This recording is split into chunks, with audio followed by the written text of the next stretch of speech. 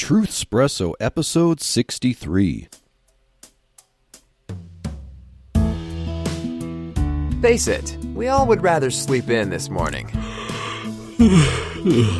That's why God gave us espresso, to kickstart our zombified corpses into hyperdrive. And now, giving your mind and soul the morning shot of truth it craves. This is Truth Espresso with Daniel Minnick.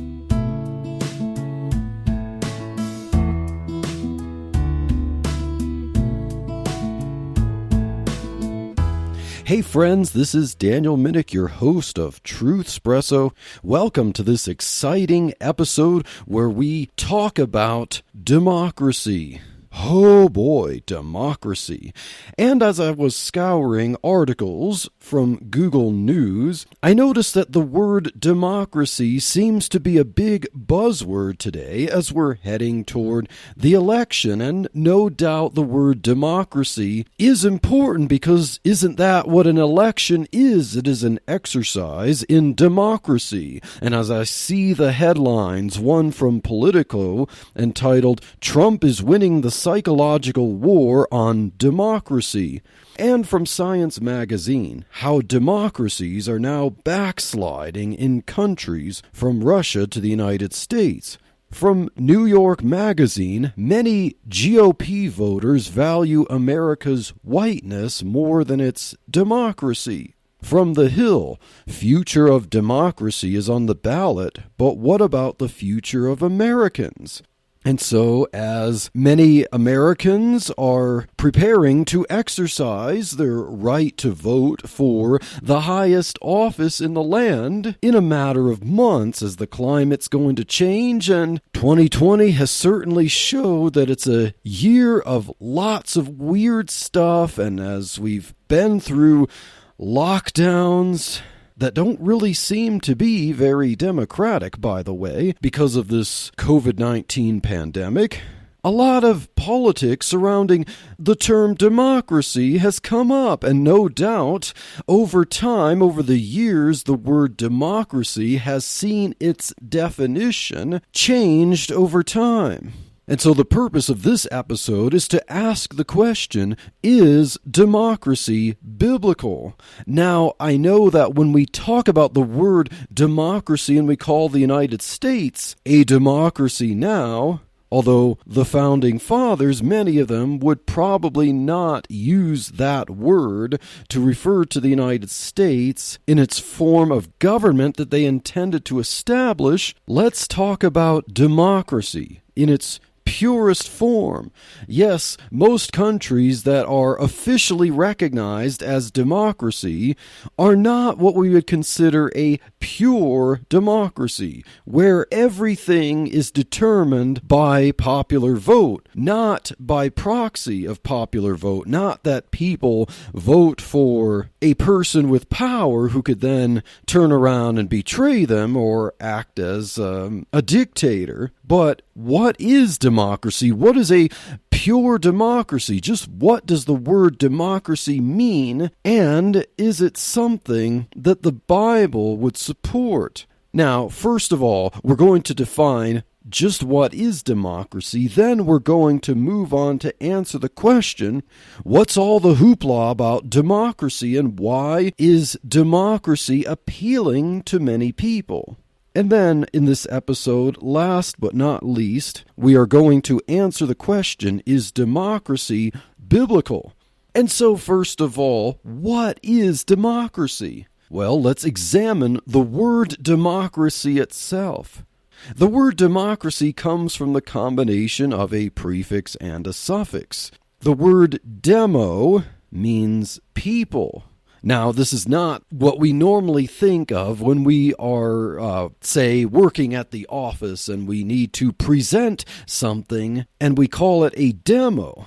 But it is something that is related to people. And so we have kind of appropriated that word for contexts that don't remind us that it's all about people and not about a thing that's being presented to people. But nonetheless, the prefix demo means people. And then the suffix cracy or ocracy or However it works with any particular word, it means rule by. And so there are two different forms. There's crassy or archy, both of which mean rule by. And so the word democracy means rule by the people. And so in other words, a democracy means that the government of the country is not by a king, a monarch, or something like that. It is by the people. And so let's compare democracy with other forms of rule by. If we look at other words that use the same ending, or the ending of crassy or archy, we see first of all monarchy, which is rule by one. Monos meaning one, archy meaning rule by. And autocracy, or rule by self, which is usually associated with rule by one person with absolute power, no checks and balances. It is the will of the one ruler, and that's it. So the difference between an autocracy and monarchy, as we mentioned, is that a monarchy is ruled by one, like a king, but many monarchies still have its system of laws. If you think back to the time of Daniel, the prophet Daniel with the Medes and the Persians, even though the king would sign laws, there was still the laws that would trump the king between this alliance of the Medes and Persians to prevent one of those from usurping power over the other of those nations. The two nations together, the Medes and the Persians, set up things such that the law reigned supreme even over the will of the king. And so although there was one king who was the highest power in human form, the strength of the law was to prevail even over the will of the king to change things on a whim. And so if you just have one king ruling over, that's a monarchy. But if that one king has absolute authority such that everything bows to his whim, then it's an autocracy. And so we can also move on to aristocracy, or rule by the elite. So say you have a bunch of wealthy people and somehow they're able to use their wealth as elites in society to influence the government in their favor. You have an aristocracy. And now a plutocracy also is ruled by the wealthy. So something can be an aristocracy and a plutocracy at the same time. But normally, plutocracy you think of as something negative because in mythology, Pluto, or Hades, was the god of the underworld. And so while there was allegedly wealth and gold in the underworld, this wealth or gold was also associated with the underworld. So a plutocracy is like rule by wealthy people from the underworld. And now oligarchy, ruled by a small group, and I would say, for example, in some ways in the United States, the Federal Reserve is our oligarchy, as they rule by setting monetary policy. And now we move to theocracy, which is rule by God. And of course, ancient Israel was a theocracy proper, whether they had a king or were ruled by the period of judges as they were nomads in the land of Canaan. They were a theocracy. God ultimately ruled even over human rulers.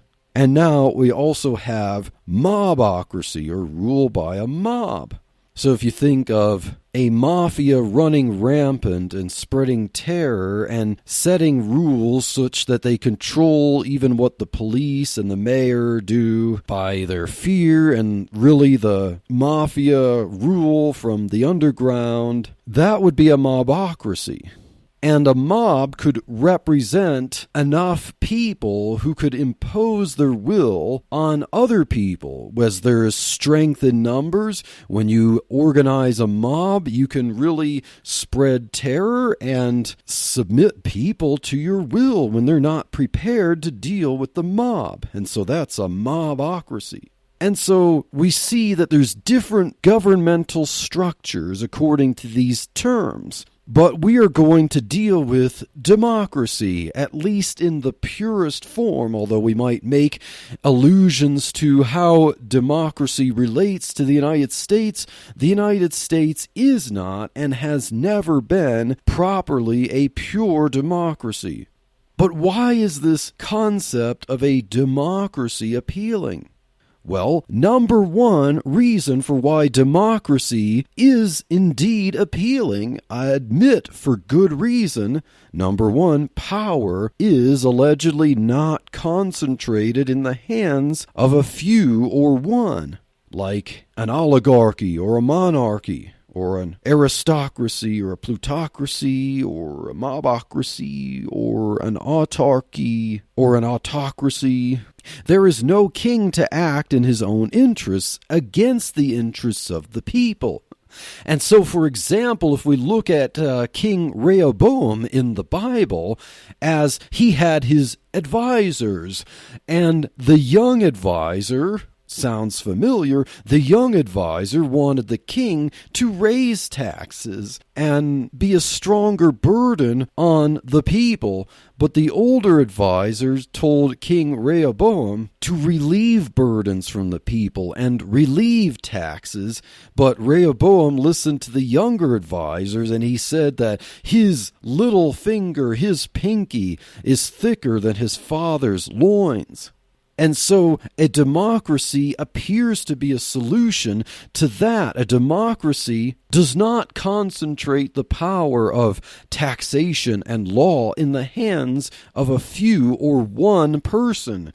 A democracy allegedly spreads this power to the people, where every person gets their voice, their part, their votes. And with this spread of power being divided among the people, there is no king or elites that should be able to rule by their own whims. The interests of the people in a democracy are what should flourish. And so that's one reason why democracy is appealing. It is not concentrating power in the center, it's concentrating power among the whole citizenry, the populace. Number two reason for why democracy is indeed appealing. In a democracy, people are allegedly politically equal to each other. The pie of power is split equally among every eligible individual. There is no one individual or small group of elites that get to make the rules. Yes, I mentioned that in the first point, but the first point is that power is not centralized or concentrated. Number two is that power is supposedly equal across the people. Each person has equal political power as any other person, every other citizen. So everyone works together to make the rules, or so it seems. So number one, power is not centralized in the hands of the few. Number two, the power is divided among the citizenry seemingly equally. So this means that democracy, in a sense, promotes equality.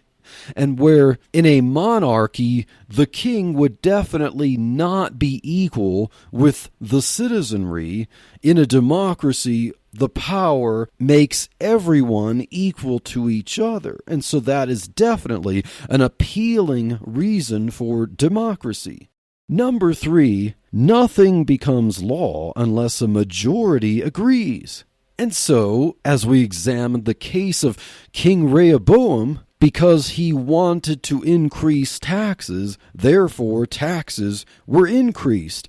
But in a democracy, if you want taxes to increase, at least if we're talking about a pure democracy, that goes up to a vote for the whole of the citizenry. The nation has to come together and agree, at least a majority of the nation, to agree to raise taxes. And so everyone works together equally to make the rules. Number 3 point was that nothing becomes law unless a majority agrees. This could work to slow down the process of laws, and it keeps the laws from being in the interest of an elite class of rulers. The interests of the laws should be, in a democracy, the interests of the citizenry, not some king. And so that definitely makes democracy appealing. Number 4 reason why democracy is appealing: it encourages the citizens to be involved in their politics. So the citizens are not just there to obey laws. If they are involved in creating laws and voting on laws and passing laws, then democracy not only gives them a reason to, but it also seems to encourage their duty to participate in their own politics. And so if you see this as a positive, not everyone's going to see this as a positive, but at least that's the option in a democracy, that citizens can be interested in the political process. They can be knowledgeable about how laws are written and passed, and laws are attached to interests, and they can be involved in that. So point number 4 was that a democracy encourages the citizens to be involved in their own politics. And finally, number 5 reason for why a democracy is indeed appealing is that a democracy allows a process for change without a violent revolution or assassination or hostile takeover. And so it used to be when you had kings or an aristocracy ruling over a country that there was a certain flavor of laws that seemed to be unmovable, that would always favor certain people over the citizenry, and so the laws would seem to stay in place or compound in the direction of the elites, and that the only way to change this regime was for someone to die.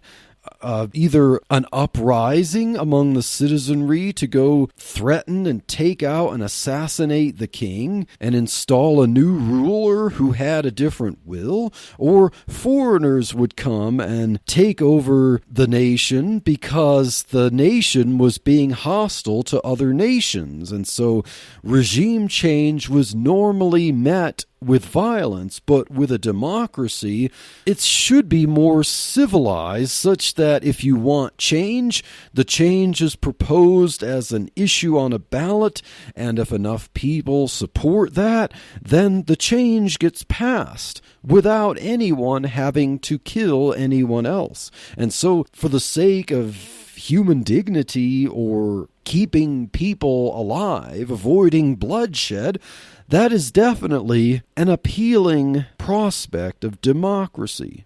And so this seems on its face to be a positive. All these reasons would seem to indicate that a pure democracy, or as close as we can get to a pure democracy, would be an ideal form of government for a nation to embrace. A democracy is rule by the people. As President Abraham Lincoln said in his Gettysburg Address, the government of the people, by the people, and for the people.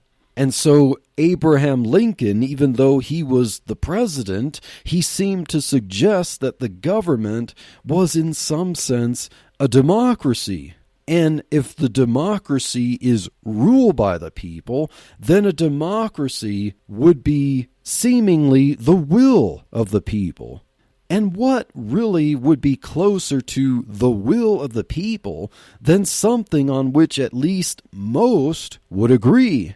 Now, by a democracy, a pure democracy, we don't mean that any change requires absolutely 100% of the population to consent to it for it to pass. We know that people are different. We know that people think differently. But when you can find the least common denominator and you get at least a majority to agree, then what would be closer to, quote-unquote, the will of the people than something on which at least most would agree?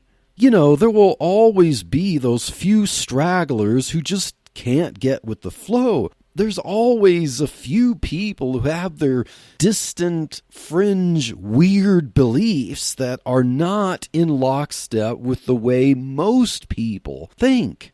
And a democracy favors what most people would think. The rule of law is determined in a democracy by the majority. So why should fringe views matter anyway? If most people agree with something, the policy is likely to be sensible for the average human being, right? And now I just want to look at a few statements from an article, of course, talking about the election, the 2020 election for president. This article was from The Bulwark, and it is entitled, "Where Are the Defenders of Democracy? The Dangers of Disparaging and Distrusting Our Democratic System."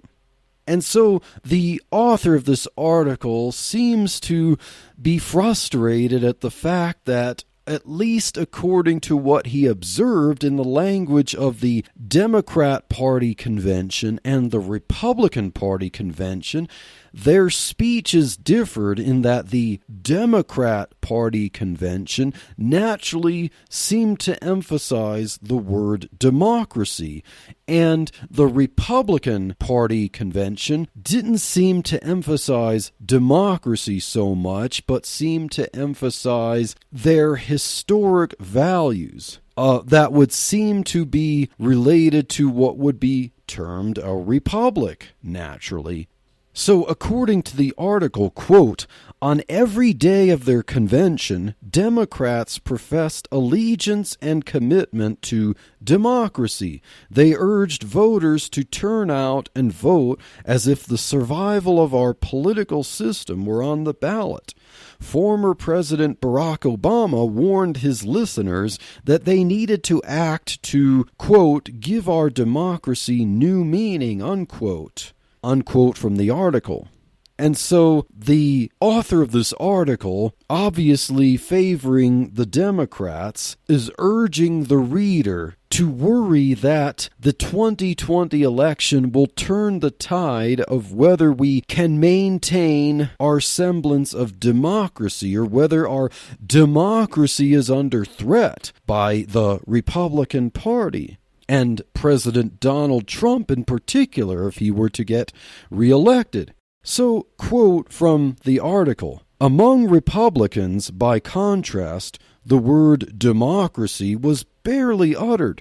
They focused on other things during their convention last week." Unquote. And he mentions that Vice President Mike Pence, instead of emphasizing democracy as candidate Joe Biden did on the Democrat side, Mike Pence said, "But so are things far more fundamental and foundational to our country. Our highest ideals of freedom, free markets, and the unalienable right to life and liberty." Unquote from Mike Pence. Unquote from the article. And the writer then says that this is sad because democracy has become a partisan issue. Well, here's the question. Democracy is a means to an end, right? But what is the end that democracy is supposed to promote? Is democracy supposed to be the means by which we secure things like the ideals of freedom and free markets or the unalienable right to life and liberty? According to Mike Pence, that seems like some good ideals, and if democracy is the means to that, then sure, let's support democracy. But it seems that that's not what the writer of this article intended. Mr. Austin Sarat basically, in the idea of this article, democracy itself is the virtue. It's not necessarily where democracy leads, but I would say that the writer of this article believes that democracy leads to certain ends, and he wants those ends, and he believes that if you don't emphasize democracy as a virtue in its own right, then democracy is under threat, and things like freedom, free markets, and the protection of the right to life and the protection of liberty are not themselves virtue, because democracy can lead to something else. So we don't want to focus on certain unalienable things, because unalienable, if you think about it, kind of goes against a pure democracy. But that is not to dismiss the ideas that we looked at to answer the question, why is democracy appealing? There are things about a democracy that certainly would seem to be better than an autocracy or the will of one person being imposed on the nation. A democracy, at least in theory, seems to be better than something as horrible as an autocracy. And now let's answer our last question in this episode. Is democracy biblical? First off, let's go to the book of Judges, chapter 21 and verse 25. And it says, "In those days there was no king in Israel. Every man did that which was right in his own eyes." And so this verse would seem to indicate that everyone doing what's right in his own eyes was a negative thing. Now, that isn't to say that someone could actually do what's right and that be right in his eyes, but every man doing that which was right in his own eyes was not a standard of right that, of course, Israel as a theocracy would get from God, that God set the laws, and we see that the law could be divided in the first half being your devotion to the God who gave you the laws, worshiping God properly.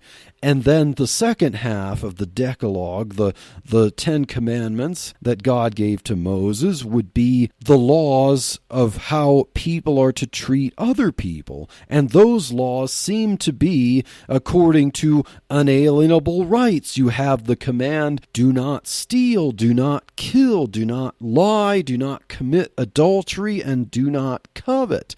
And those would be the great equalizers, and they protect the rights of people from being infringed by other people.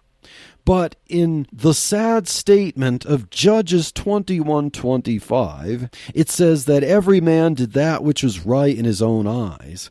And that is the negative of the verse, or at least one of the negatives.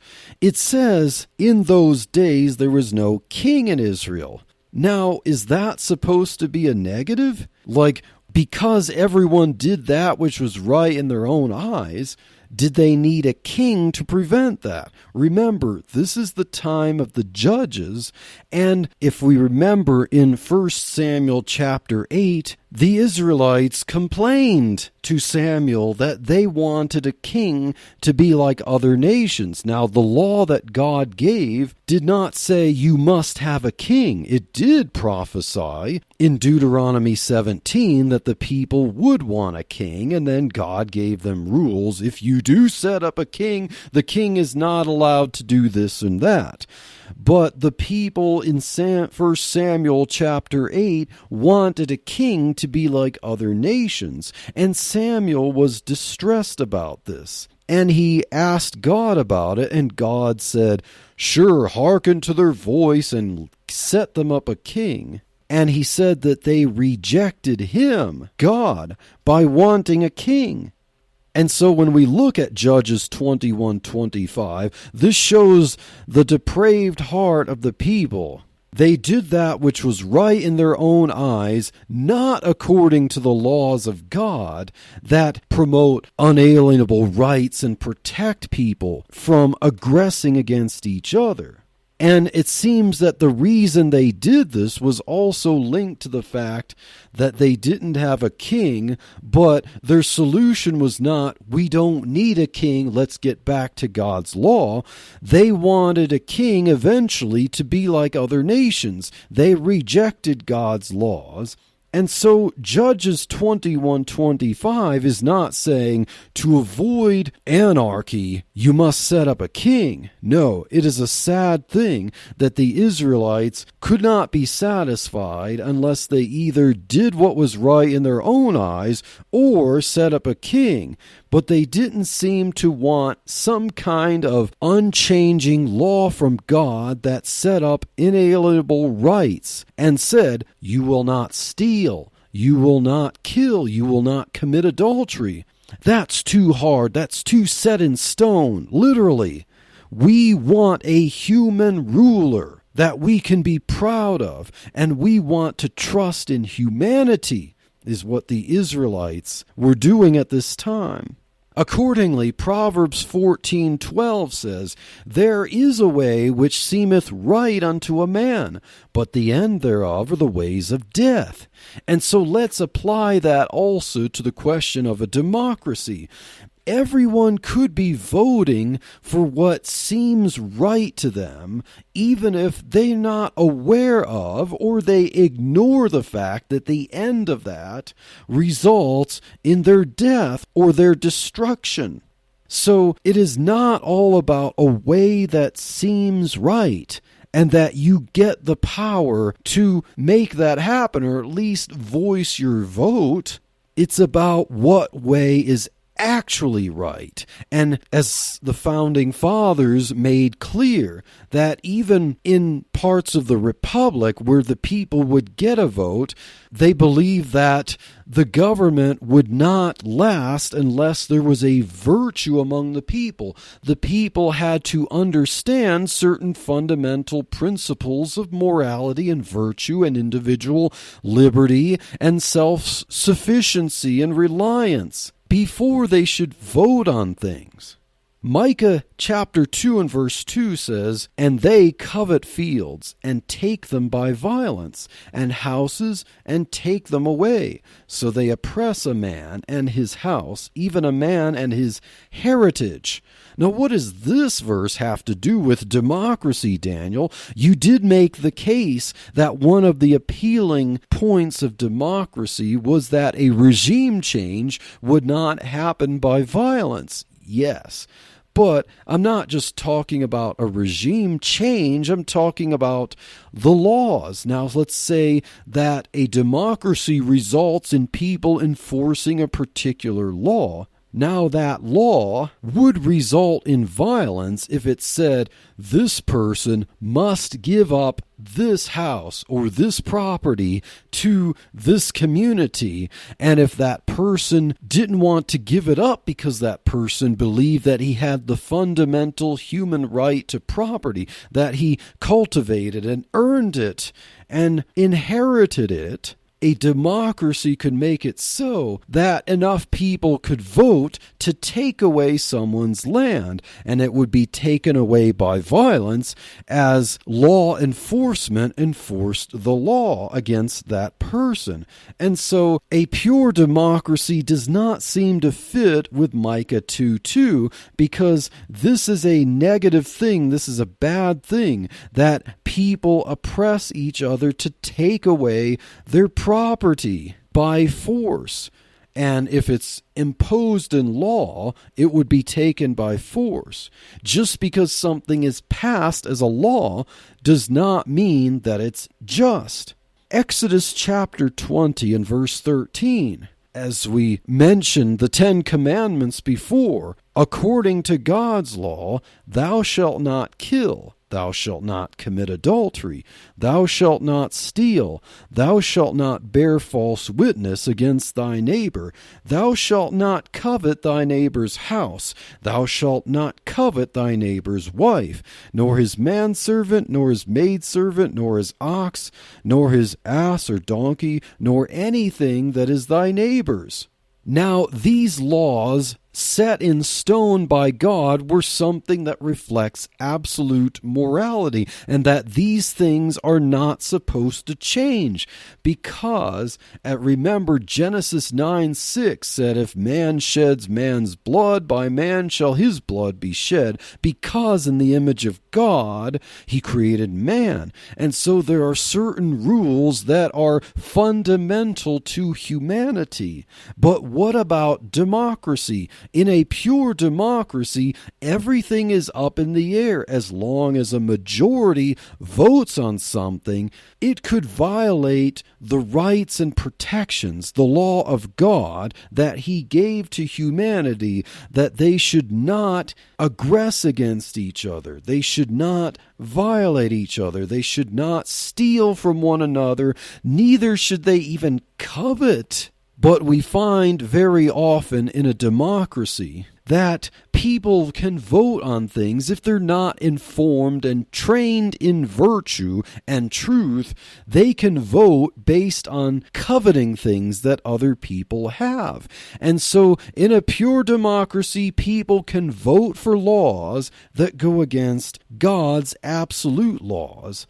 So it does seem that in the absolute sense, the Bible does not support a system based primarily on the will of anyone, whether it's a king or a few or a minority or a majority. There are certain rules that God has ordained never to be up to the whims of anyone.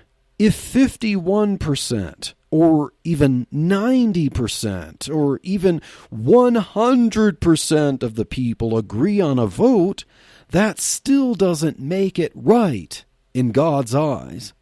Some things simply should never, ever be subject to a vote. These are individual rights to life, liberty, and property. These are things that would go against God's laws for people. These are things that would go against absolute truth. These are things that are basic to individual humanity. Some things should be completely excluded and out of the reach from any form of democracy. You should never be able to vote away the rights of any other people that God has established in His law.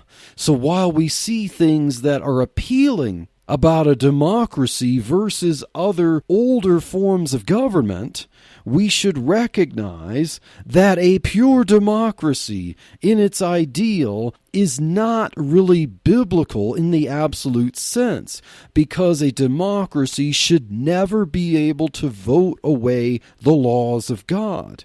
And now stay tuned to the next episode of Truthspresso, where we talk about some of the problems of democracy. We're going to analyze some things that are some major downers about the idea of a democracy. This isn't to negate the positives that we have noticed, but there are plenty of caveats to a democracy, even if we're not looking strictly at the law of God. So get ready to be challenged in the next episode. If you're a big fan of democracy and if you think it's the greatest thing since sliced bread, I hope you join us in the next episode of Truthspresso.